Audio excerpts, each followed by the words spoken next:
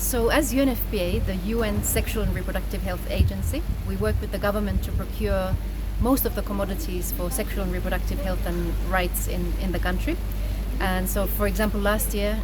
together with government funding and UNFPA funding, we brought in 80% of the commodities.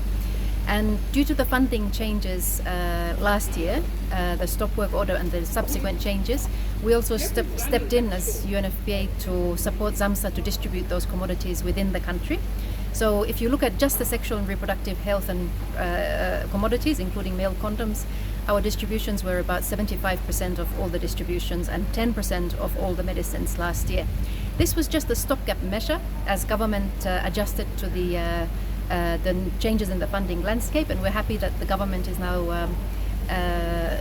stepping in with more on distribution as well as domesticating the data systems that we use to control the stock status. But also, I think importantly,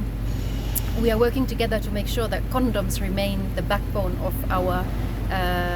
common work towards healthy young people in Zambia, because only with condoms can we make sure that we have the triple protection from HIV, STIs, we have a lot of syphilis, for example, right now, but also adolescent pregnancies. So we need to